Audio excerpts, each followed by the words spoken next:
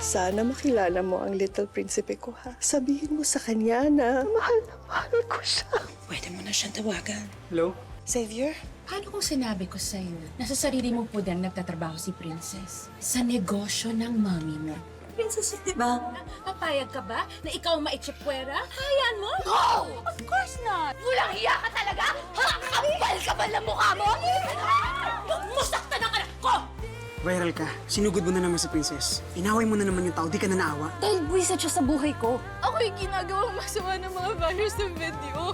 Hindi ako makagantay. Hindi pa ako tapos. Pwede ka naman talaga namin pabalikin sa trabaho eh. Kailan ka ba talaga gagaling? Hindi ka na fit sa trabaho yan. Wala na ako ibang alam gawin eh. Princess, Ma'am Charlene, Musta ka na? ang mas inaalala ko po ngayon kayo ni Libby. Mapapatawad niya pa po kaya kayo. You have to keep your friends close and your enemies closer para alam mo bawat galaw nila. Mommy,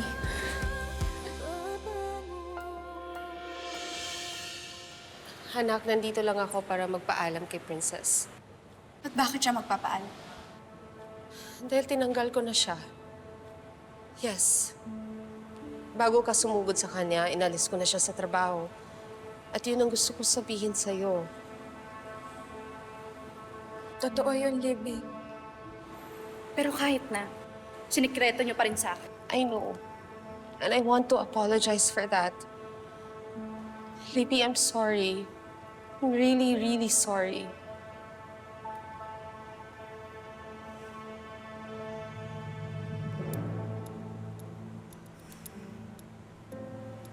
I accept your apology, Mommy. Talaga, anak? Nung nahimasmasan ako, I realized na pamilya pa rin tayo. Hindi tayo dapat nag-aaway. Na hindi dapat ako maging selfish at immature. Gaya ng sabi ni Xavier. Kaya, Mommy, hindi mo na kailangan tanggalin sa trabaho si Princess. Kailangan niyo yung trabahong to. Kailangan mo ng staff na mapagkakatiwalaan mo. Kaya, hindi na kailangan umalis. Pumapayag na ako na mag-stay siya sa trabaho niya.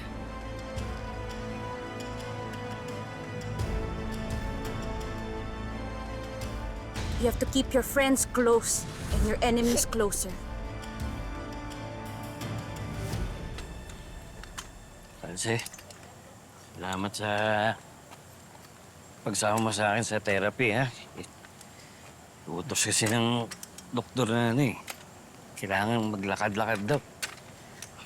Ako, wala ko yan, Mang Dado. Sino ba naman po magtutulungan? Di ba tayo-tayo lang din? Lalo ngayon, busy si Princess. Sige, kamusta na pala si Princess sa trabaho niya kanina?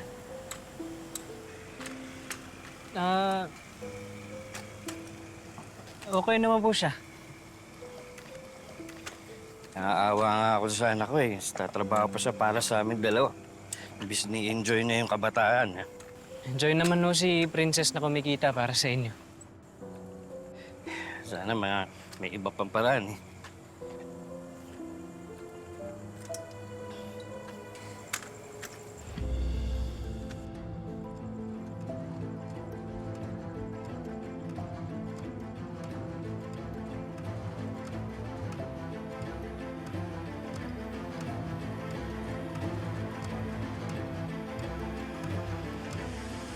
Alam mo ba kung gaano kasakit mamatayan ng isang anak?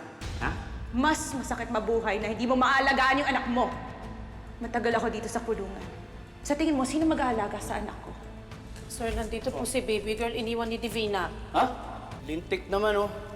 Kung kaya lilipat ako ng ibang city jail, nag-iwan pa ng problema.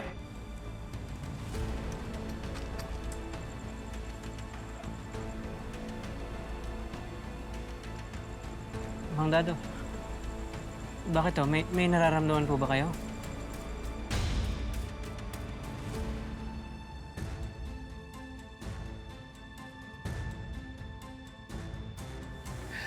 Okay lang. Sigurado po kayo? Okay.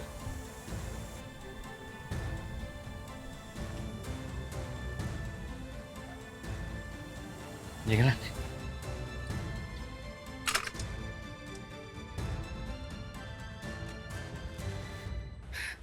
Alam kong nakakagulat tong mga sinasabi ko, but I want to make things right. Nung nag-viral yung video ko, sinugod ko si Princess. Nabash ako. Humiliated. Parang ngayon, kung na-harvest lahat ng mga negativities, sa akin lang naman nagsimula. Kaya mami, lahat itatama ko. Lahat ng pagkakamali ko itatama ko. Ayoko na ng gulo.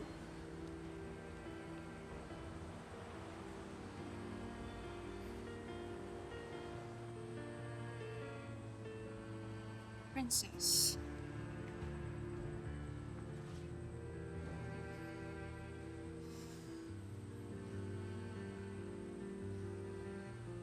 Will you forgive me? Oo naman, Libby.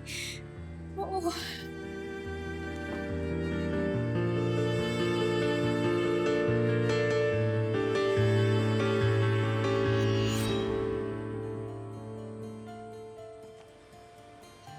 Wala rin naman ng point na nang-away pa ako ng mang-away. Total, nakausap ko rin naman na si Xavier. At ayaw niyang na-involve ako sa mga gulo. And I intend to follow his advice. Kaya nandito ako para makipag-ayos sa inyo. Ang mahalaga, anak, naliwanagan ka na. I choose the path of peace. Basta, Princess isa lang yung mapapangako mo sa akin na wala ka talagang interest sa boyfriend ko. Libby, wala naman talaga eh. Hindi ko yun magagawa sa'yo o kay Ma'am Shirley. Good. Yun lang naman yung gusto kong masigurado.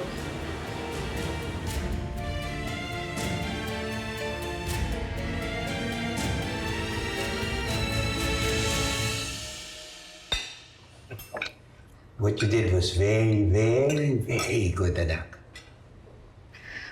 Nagalit lang talaga ako ng sobra kaya nagawa ko yung nagawa ko. But after a while, na-realize ko rin naman agad what I have done. Grabe, iba pala talaga sa feeling kapag nag-viral yung video mo tapos nag-bash ka. Suddenly, para akong nasa firing squad. Alam mo, anak, kahit pangit yung kinalabasan nung nangyari, maganda pa rin kinahinatnan sa uli. Di ba?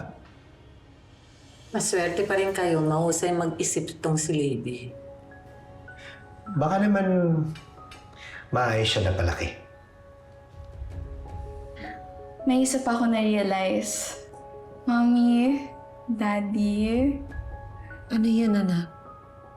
Naisip ko kasi, hindi kaya niyo kinuha si Princess kasi lagi akong tumatanggi na sumama sa inyo sa shop na maging part ng business mo. So, naisip ko, instead na magalit ako kay Princess, ba't hindi ko na lang i-channel yung energy ko sa tama? So, I decided na pumayag na sa gusto mo, Mommy. I will train as one of your staff para mapag-aralan ko na din yung business mo. Are you sure? Of course, Mommy. Bakit? Ayaw mo ba? Siyempre, gustong-gusto ko. Gustong-gusto ko.